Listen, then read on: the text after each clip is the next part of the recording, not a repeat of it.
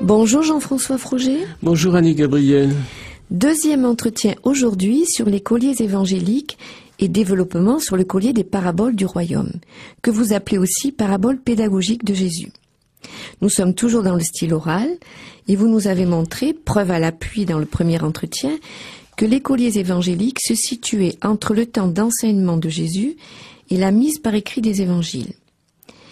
Nos entretiens portent le titre « Collier des paraboles du royaume » et un sous-titre « Les paraboles, récits imagés et ou énigmes ».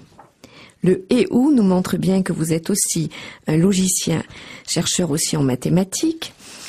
Comment comptez-vous répondre à cette question, c'est-à-dire les paraboles sont-elles des récits imagés et ou des énigmes?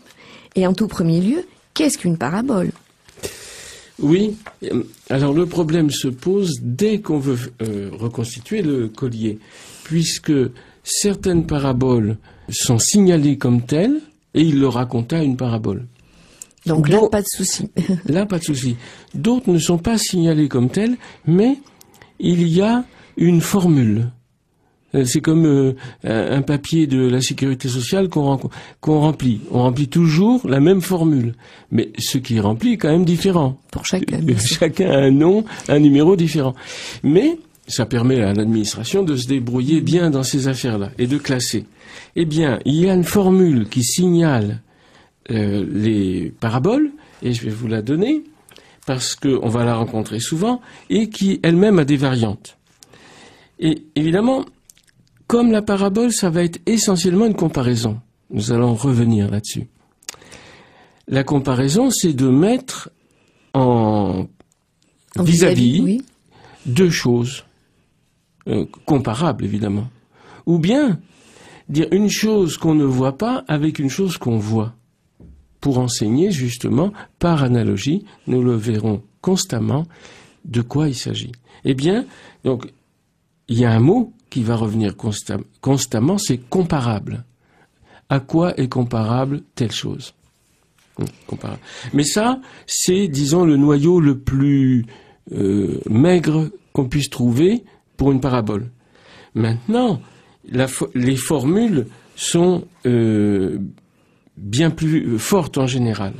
Alors, allons directement à la formule générale qu'on peut déduire de l'ensemble des exemples.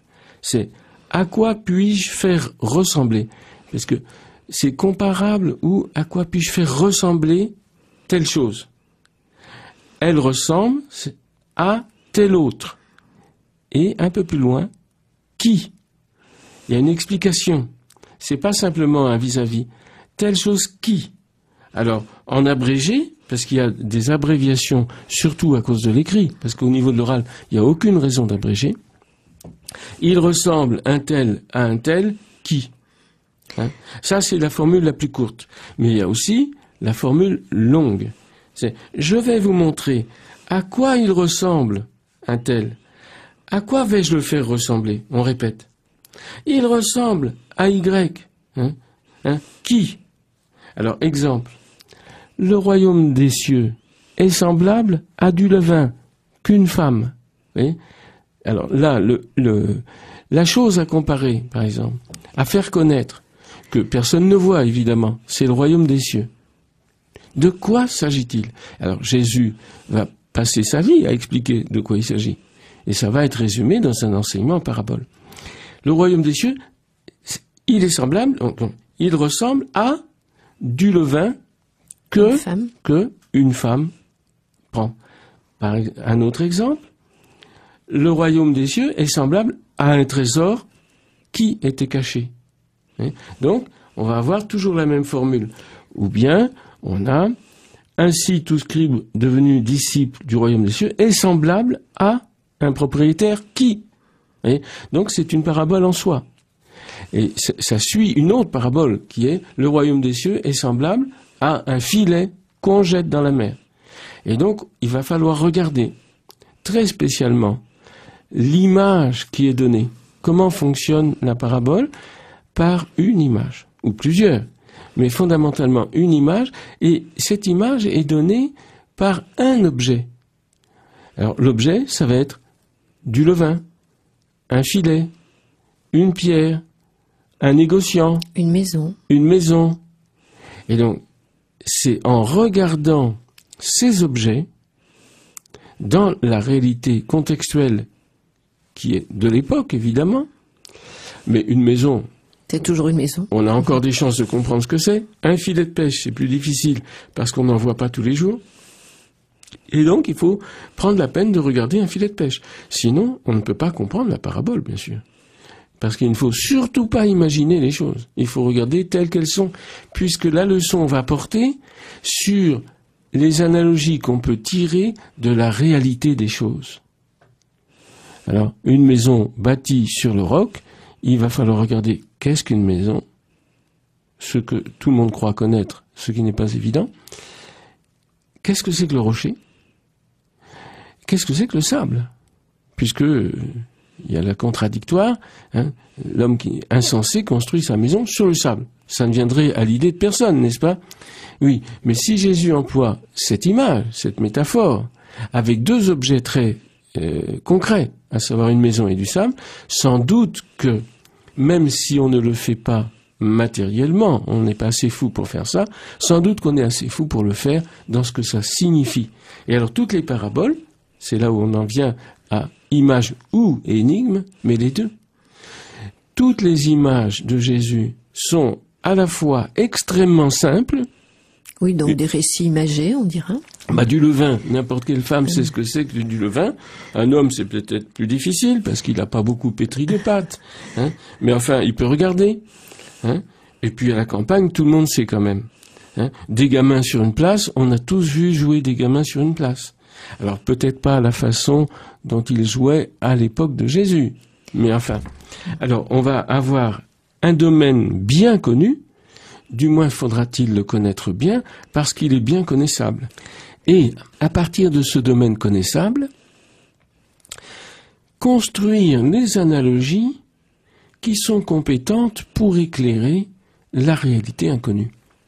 Donc, on va avoir ce signalement formulaire qui nous avertit que c'est une parabole, soit parce qu'on le dit explicitement, soit parce qu'il y a la formule qui nous y avertit, et ensuite, on va essayer d'étudier chaque image que Jésus donne, chaque métaphore, comme une énigme. Car effectivement, ce sont des énigmes, comme le dit l'Écriture. Jésus se réfère constamment à la Torah, aux prophètes et aux écrits. C'est pas une fois en passant, c'est constant. Eh bien, donc, pour comprendre la parabole et ce mode d'enseignement, il faut aller voir évidemment dans ce que nous appelons l'Ancien Testament pour comprendre de quoi il s'agit, puisqu'il y a un livre entier qui concerne la question. C'est les Mishlei Shlomo, c'est-à-dire qu'on traduit habituellement les proverbes de Salomon. Oui. Proverbes. Sauf que le mot machal, là au pluriel, veut dire parabole. C'est-à-dire que le mot que les Grecs ont transcrit par parabole, c'est un mot hébreu, machal, ou matal en araméen, et qui signifie plusieurs choses. Il y a déjà une énigme dans ce mot-là. Alors essayons de le comprendre. Alors je voudrais revenir un instant quand vous parliez tout à l'heure des formules d'introduction des paraboles qui nous les montrent. Dans l'émission 7 que nous avions fait l'année dernière, nous avions fait une longue émission sur le formulisme justement dans le style oral. Et là vous nous avez montré la formule qui introduisait à la prophétie. Je ne sais pas si vous vous souvenez. Ah oui. Donc je le dis parce que bon, si les gens sont intéressés, ils peuvent rechercher l'émission 7 de l'année dernière. Et peut-être vous rappeler de ce que nous avions dit. On pourrait en dire quelques mots avant de plonger un peu plus profondément dans la parabole pour bien voir que le formulisme, c'est vraiment le style oral. On est vraiment dans le style oral. Ah, bien sûr. Alors, tous les discours vont être émaillés de formules. Ce qui signifie pas qu'ils se recopient, et ce qui signifie que ce sont des aides au niveau de la mémoire et surtout une espèce de concordance automatique qui va se faire dans l'esprit des gens. Un signal qui nous est donné pour dire on rentre dans tel domaine, c'est ça? Bien sûr. Et du coup, tous les textes qui se rapportent à la question vont être prêts dans la mémoire, quand on connaît l'écriture, évidemment. Et l'exemple que nous avions donné, c'est un exemple qu'on trouvait dans l'évangile de Saint Jean. Après le récit de la Samaritaine, Jésus reste là et les disciples se demandaient entre eux, quelqu'un lui aurait-il apporté à manger? Parce qu'il dit, j'ai une nourriture que vous ne connaissez pas. Bon, énigmatique. Donc, visiblement, ils ne comprennent pas immédiatement. Il dit, tiens, quelqu'un leur a apporté. Et il répond, ma nourriture, c'est de faire la volonté de celui qui m'a envoyé et d'accomplir son œuvre. Qu'est-ce que ça veut dire? Ça demande quelques explications. Et ensuite, Jésus fait une espèce de parabole. C'est peut-être un des rares endroits dans Saint Jean où on a quelque chose du type parabolique. Ne dites-vous pas. Donc il va faire appel à un proverbe. 4 mois encore et c'est la moisson. Bon. C'est un proverbe. C'est pas une description chronologique, là. Comme nous, quand on dit rouge au soir, blanc au matin, c'est la journée du pèlerin. Mais ça, c'est un proverbe, bon, qui correspond à une observation aussi, bien sûr. Eh bien, je vous le dis, levez les yeux et regardez les campagnes. Elles sont blanches, prêtes pour la moisson. Désormais, le moissonneur va recevoir son salaire, etc. Eh bien, si on n'a pas dans l'oreille qu'il y a là une formule, qu'on retrouve, on a bien démontré ça l'année dernière, tout au long de la Torah. Dans toute l'écriture, qui est « lever les yeux, voir et voici que », c'est une formule qui signale le style prophétique. C'est-à-dire que il annonce ici que les campagnes sont blanches pour la moisson, non pas pour leur décrire ce qu'ils ont sous les yeux, ça n'aurait aucun intérêt. Mais pour signaler qu'effectivement, la moisson spirituelle est prête. Mais c'est une prophétie. Un jour, elle sera prête. Regardez, levez les yeux et voyez, c'est-à-dire, nous on dirait, prévoyez, dans un avenir lointain peut-être, la moisson aura lieu. Voilà. On va prendre un petit temps de musique, si vous voulez bien. Oui.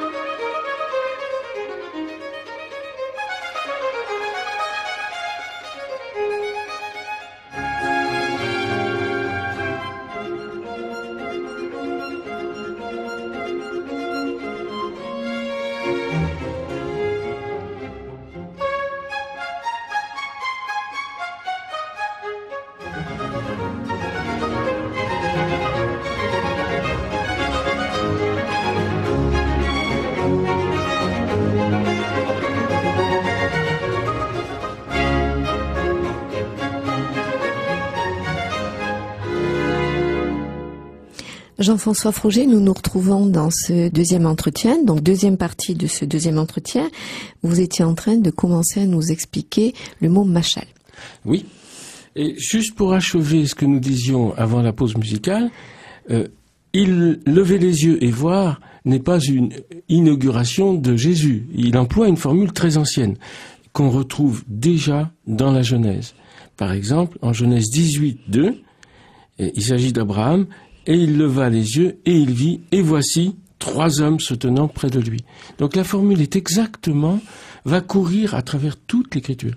Et effectivement, la vision que Abraham a, c'est des 3 hommes, qu'on va toujours interpréter comme les 3 anges, et qui est une révélation absolument prophétique de la Sainte Trinité. Je ferme là-dessus, mais pour dire qu'il va y avoir une continuité parfaite entre le style oral de l'Ancien Testament et du Nouveau. Donc, ça va être aussi l'occasion de vérifier l'authenticité des enseignements. Alors revenons, comme vous le dites, au mot machal, au mot qui signale, comme substantif et comme verbe, la comparaison. Ce qui est comparable, ce qui est semblable. Comme substantif, on va pouvoir le traduire comme proverbe, sentence ou même discours figuré. Bon. Mais, et on va avoir dans le livre des Proverbes, justement, cet énoncé, car en écoutant les proverbes, le sage sera plus sage, l'homme réfléchi acquerra l'art de gouverner. Il comprendra la comparaison et aussi la parole obscure, les discours des sages et aussi des énigmes. Autrement dit, il y a tout ce que nous désirons dans ce petit passage des proverbes. Ces proverbes de 1 à 6.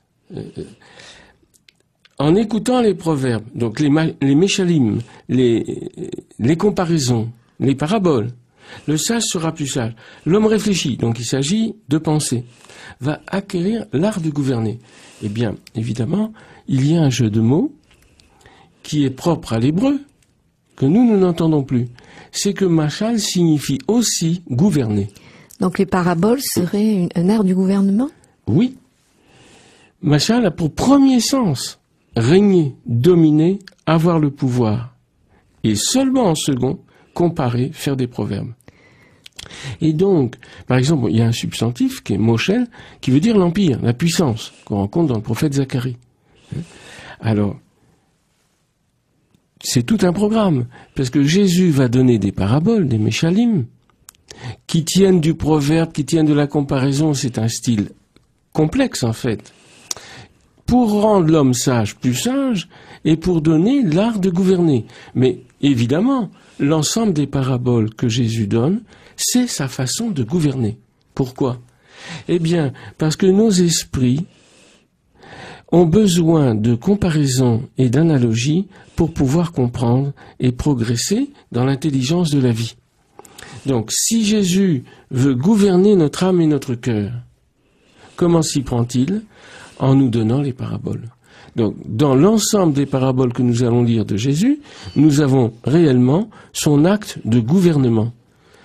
Parce que le gouvernement de Jésus, c'est pas de nous dire « va ici, va là, fais ceci, fais cela », mais c'est de réformer nos critères de pensée et même de sentiment pour que nous sentions comme des hommes sains.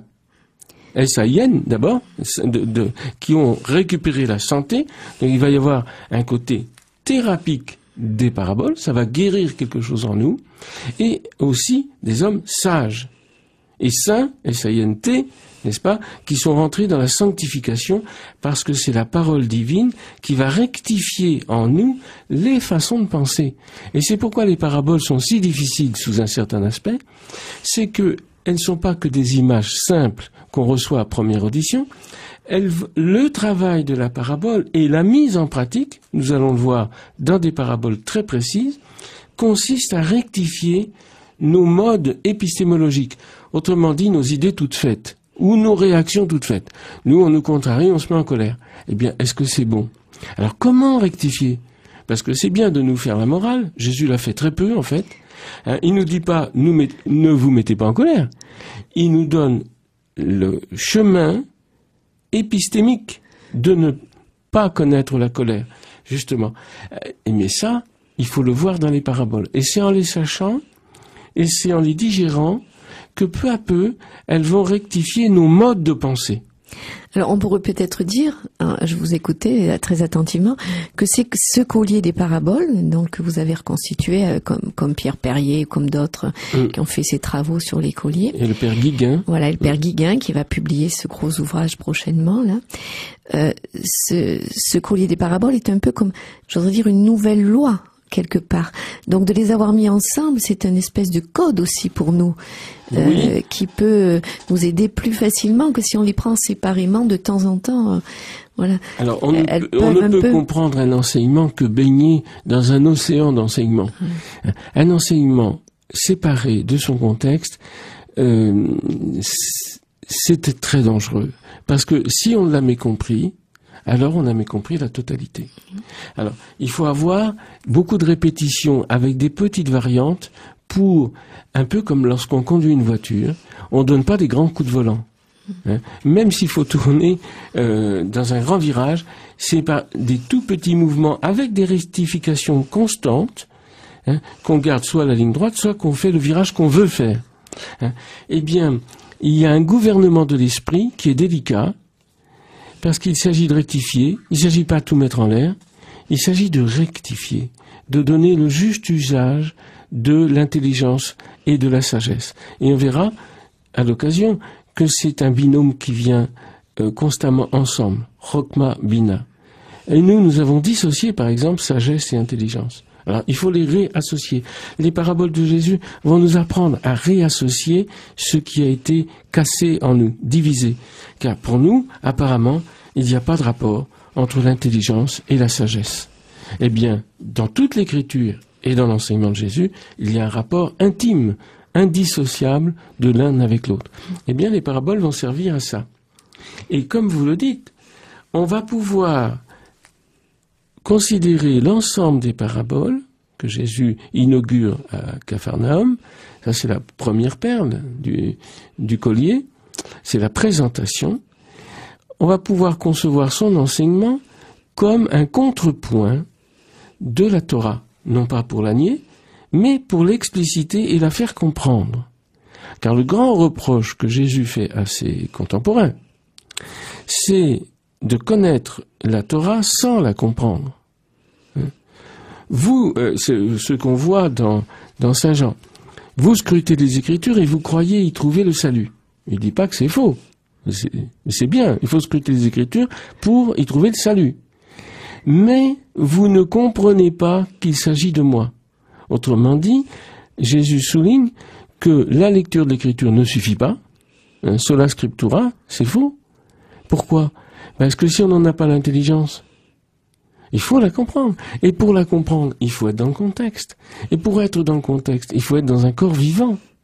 Et on va voir la nécessité, dans le fond, de toute l'Église, hein, avec toute sa structuration et tous ses modes de transmission, pour qu'on puisse enfin atteindre à la réelle intelligence et, par exemple, entrevoir qu'il s'agit de Jésus dans le Pentateuque.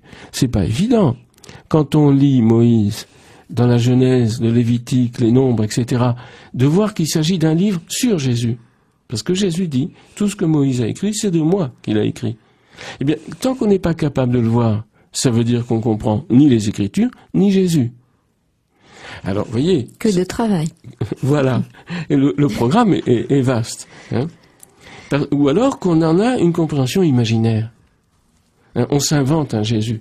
Alors, il vaut mieux écouter ce qu'il dit et essayer de vérifier. Il dit, c'est un livre sur moi. Tout ce que Moïse a écrit, c'est de moi qu'il a écrit. Ça, c'est dans Saint Jean.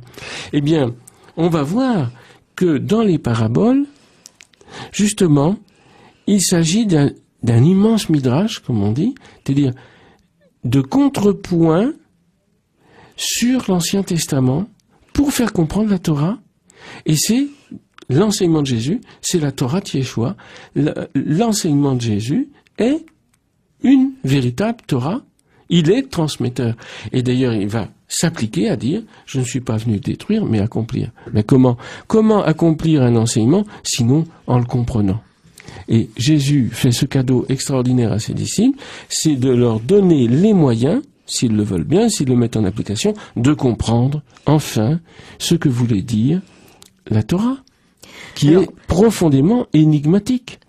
Alors justement, les disciples lui demandent à un moment, à Jésus, pourquoi leur parles-tu en parabole? Oui, la question, c'est à quoi sert la parabole? Alors Jésus va répondre très explicitement, et ça sera une des perles et même un des pendentifs du collier. Ce que j'ai pas dit la première fois, pas tout dire, c'est que le collier, il peut être complexe. Il y a une suite de perles avec un fil, mais il y a des colliers un peu sophistiqués, vous avez vu, et surtout en Orient, où à une des perles, on ajoute un fil et on fait pendre une autre décoration, une autre perle, mais parfois un bijou. Et pour que ça reste symétrique, évidemment, il y a un pendentif central et des pendentifs latéraux qui se répondent. Eh bien, dans le collier que nous examinons, il y a justement ce phénomène. Par exemple, il y aura l'explication de la parabole du semeur. Alors c'est un pendentif, c'est pas une autre perle dans le collier, c'est l'explication en privé de quelque chose qui fait partie des paraboles. Explication, premier pendentif. Et là, Jésus va dire à ses disciples, « Heureux êtes-vous, car le secret du royaume des cieux vous est donné, et aux autres cela reste caché. » Alors, pourquoi? Mais parce que pour comprendre, il faut la continuité. Donc, celui qui ne se décide pas à la continuité, on pourra lui expliquer, ça ne pourra pas prendre racine et ça n'aura pas l'opportunité de déranger certaines structures mentales intérieures qu'on ne peut modifier qu'à la longue. Parce que souvent, on ne voit pas à quel point nos structures mentales sont les matrices a priori de notre compréhension. On croit entendre un texte de façon neuve, mais cela est impossible. On entend un texte avec tout ce qu'on sait déjà et avec toutes les idées qu'on s'est déjà faites, qu'elles soient conscientes ou inconscientes. Par exemple, on va lire un psaume. Heureux l'homme qui ne va pas sur le chemin des méchants, etc. Bon. Alors, heureux, pour nous, ça veut dire quelque chose, heureux, à chair. Oui, mais est-ce que notre idée de bonheur et notre représentation de bonheur, qui est liée à notre époque et à notre civilisation, est le même contexte qui convient pour comprendre le mot bonheur dans l'Écriture? Quand Jésus dit ces béatitudes, heureux ceux qui pleurent, nous on comprend plus du tout, mais du tout. Oui, parce que pour nous, justement, c'est un malheur de pleurer. Alors peut-être justement l'image qu'il a donnée de l'objet concret est peut-être va peut-être mieux travailler. Alors, les paraboles sont données à l'intelligence. Oui. Alors, l'intelligence, ça n'est jamais immédiat. Il faut du temps. Alors ça, c'est une des choses que notre époque ne connaît pas. C'est de prendre le temps de lire, de relire, de méditer vraiment, de laisser descendre la parole en nous et de s'inscrire. Et non pas dans un flot de paroles, comme nous faisons maintenant. Il faut écouter, réécouter. Parce que beaucoup de choses qui sont dites, qui ne sont pas entendues, parce qu'elles ne peuvent pas s'inscrire sur un contexte adéquat. Alors il faut construire le contexte. Les paraboles sont destinées à reconstruire en nous un contexte adéquat pour comprendre la parole divine.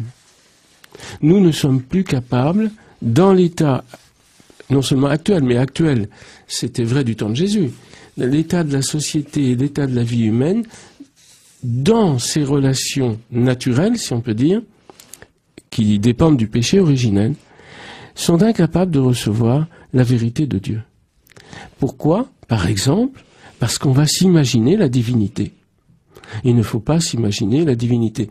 Comment arriver, par exemple, à se priver d'imagination sur Dieu? De renoncer à toutes les idées qu'on a sur Dieu, pour pouvoir recevoir un enseignement. Parce que tout le monde croit savoir ce que c'est que Dieu. Même les athées qui disent qu'il n'y en a pas. Ah bon, mais ils savent de quoi ils parlent alors, pour dire qu'il n'y a pas de Dieu. Eh bien donc, ils ont une idée a priori, qui est évidemment fausse, et qu'ils ont certainement raison de nier. Parce que le vrai Dieu, on ne peut pas le nier, évidemment. Si on en a la moindre idée, la moindre réception de la révélation, il est impossible d'être athée. Donc les athées sont des gens qui ignorent, sont d'abord des ignorants, et qui ont parfaitement raison de rejeter leur propre imaginaire. Alors si vous voulez bien, on va ouvrir notre cœur à un peu de musique maintenant.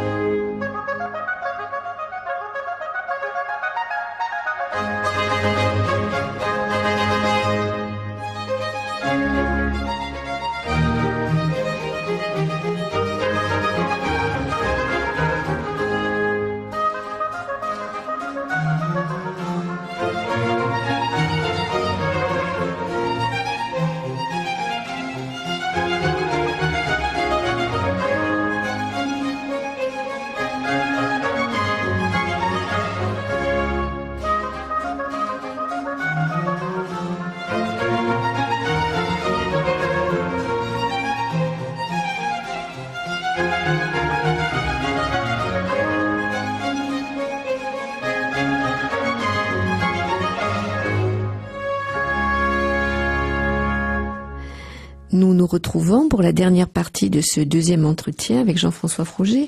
Donc nous sommes dans la troisième partie. Est-ce que vous pourriez m'apporter quelques éclaircissements, les apporter à nos auditeurs, sur la réponse que fait Jésus quand il dit qu'il donne à ses apôtres des choses qui sont cachées depuis la fondation du monde? Il dit ça à propos des paraboles. Oui.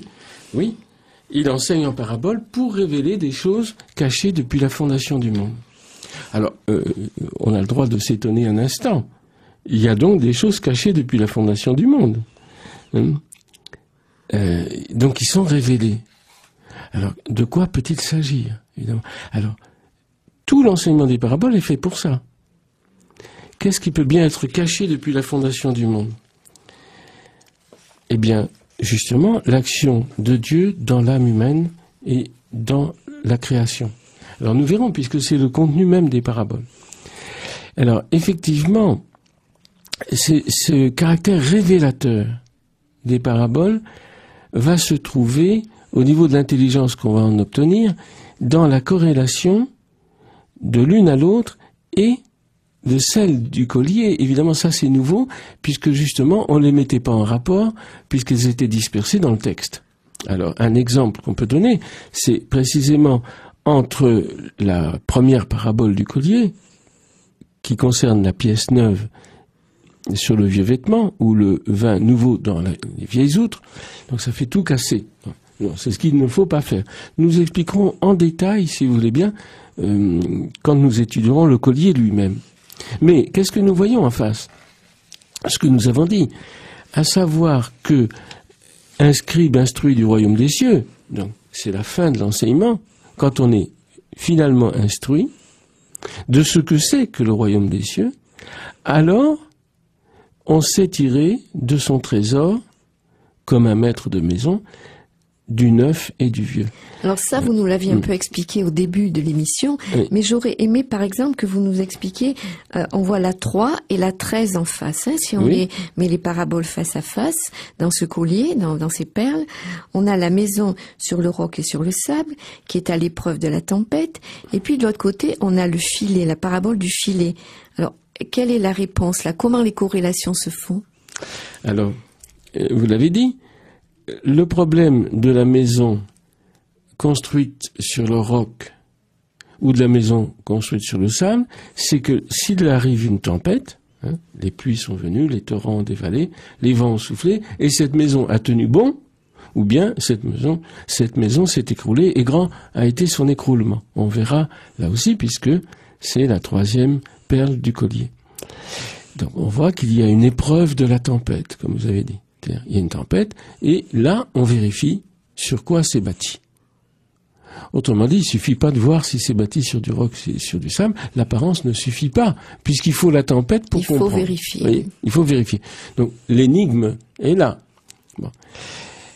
Et de l'autre côté, on a la parabole du filet, qui est, vous vous souvenez, le royaume des cieux est semblable à un filet qu'on jette dans la mer et qui ramasse de tout.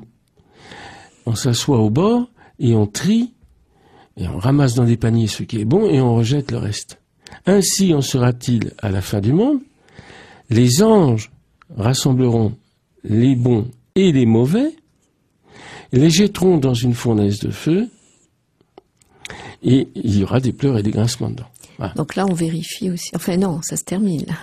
Alors, on est vraiment à la fin. Là aussi c'est comme pour le scribe tout à fait instruit. Donc on est à la fin de l'instruction. Mais ici, on est à une autre fin. On est à la fin de la vérification. On vérifiait la solidité de la maison, en 3. On vérifie quoi? La bonté des fidèles, des gens. Et ça, c'est un travail des anges. Donc c'est un travail de l'intelligence. Les anges sont des figures, évidemment, qui portent l'intelligence et la volonté divine. Eh bien, ils jettent tout le monde, pas simplement les mauvais, c'est dans la fournaise de feu. Et ça, on ne peut le voir qu'en corrélation avec les maisons. Elles sont soumises à la même tempête. La maison construite sur le roc, la maison construite sur le sable, sont soumises à la même tempête. Il y en a une qui résiste et l'autre qui s'écroule. Eh bien, les gens sont bons ou mauvais. Ils sont tous jetés dans la fournaise. Alors, il y en a qui sont heureux et qui sont dans le bonheur parfait, et d'autres qui sont dans les pleurs et les grincements de dents. Pourquoi? Alors ça, qu'est-ce qui est révélé derrière? Je le dis tout de suite, puisque vous voulez qu'on prouve dès avant avoir étudié les corrélations. Eh bien, cette fournaise de feu, c'est l'amour divin. Bien sûr. Comme la tempête, d'ailleurs, qui éprouve le solide et le faible. Donc l'amour divin nous éprouve tout le temps. Ah ben, c'est l'œuvre de l'amour divin, et ça c'est une révélation, n'est-ce pas? C'est de nous éprouver. Pourquoi? Mais pour qu'on construise solide, et pour qu'on soit heureux de l'amour divin, et non pas en train de râler, et en train de refuser l'amour divin. Ça on ne sait pas, parce que nous on croit que l'amour on l'accepte immédiatement, mais pas du tout. Une des grandes révélations de l'Écriture, c'est que face à l'amour, la plupart d'entre nous le refusent. Alors le refuser définitivement, c'est embêtant, puisque ça nous mène en enfer, comme on dit. C'est d'ailleurs l'enfer dès à présent. Et l'accepter dès à présent, c'est la joie. Mais accepter l'amour divin est une chose difficile, douloureuse pour nous, parce que nous sommes construits de façon déficiente dans notre âme, dans notre cœur, et le plus grand amour nous paraît être un supplice. Eh bien, si on ne guérit pas, on mourra comme on est né, c'est-à-dire hors de l'amour, dans le péché. Alors, il faut en sortir. Et toutes les paraboles vont fonctionner ainsi. On peut très bien voir, par exemple, une relation, on va choisir un peu au hasard, entre la 6e, où il s'agit de la lampe. On ne met pas une lampe sous le boisseau, sous la mesure, ou sous le lit. Alors on expliquera ce que ça signifie. Et celle qui lui correspond, c'est le levain caché dans la pâte jusqu'à ce que tout lève. Alors, le levain quand il est dans la pâte, on ne le voit pas. Il est parfaitement caché. D'ailleurs, le mot est dit, on le cache dans la pâte. Et il faut qu'il devienne manifeste. Quand devient-il manifeste? Eh bien, quand toute la pâte est levée. Là, on voit que ça a fermenté. Quand voit-on la lampe? Quand on la met sur le boisseau. Il y a un rapport très exact entre le travail du levain dans la pâte et de la lampe qu'on ne met pas sous le boisseau. Et en plus, il y a un mot commun qui est la mesure. Il y a 3 mesures de farine d'un côté et on ne met pas une lampe sous un boisseau qui sert de mesure. Vous voyez, des corrélations, on va en avoir. On peut en voir encore une autre. Entre la 7e et la 9e, par exemple. La 7e, elle est unique dans Marc. Mais elle concerne une semence qui croit qu'on dorme ou qu'on veille. Donc ça dépend pas des états de conscience que nous avons. Ça dépend qu'elle a été semée, donc mémorisée en nous. Eh bien, qu'est-ce qui correspond? C'est le grain de sénévé qui est la plus petite des graines et qui fait un grand arbre où les oiseaux du ciel viennent se nicher. Mais les oiseaux du ciel, ce sont les anges, évidemment.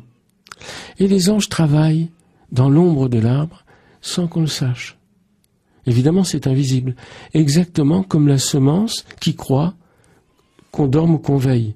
Autrement dit, l'inspiration ne dépend pas des états de conscience.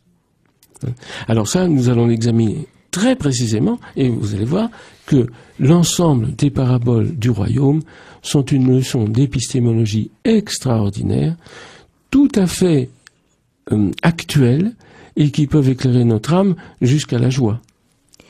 Oui, alors une dernière question avant la fin de l'émission, ou 2 dernières questions. Est-ce que les apôtres, les évangélistes, ont relevé toutes les paraboles de Jésus? Alors non, certainement pas.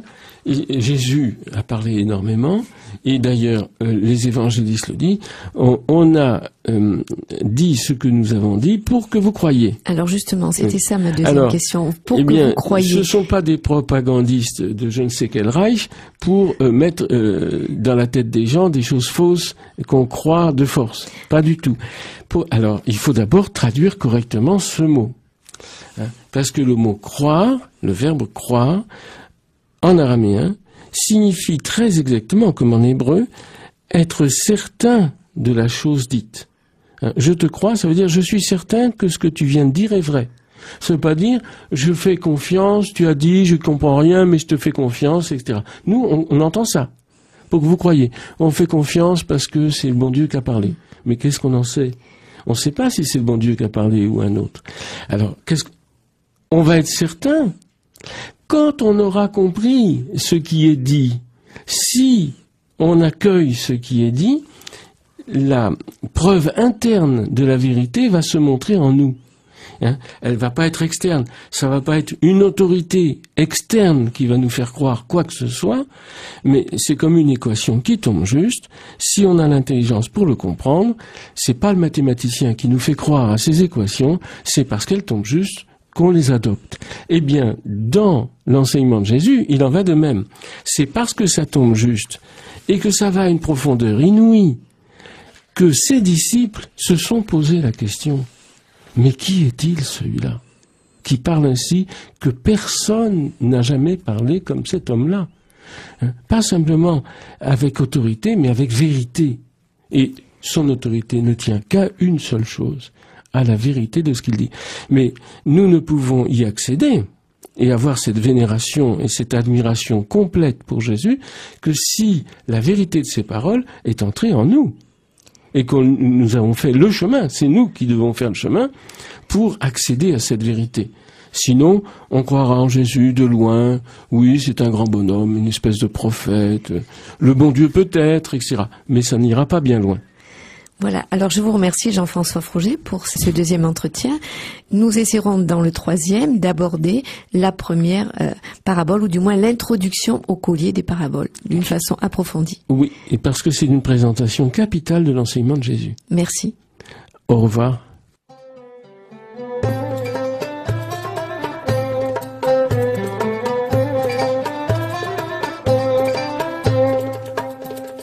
يسمحوا شمايل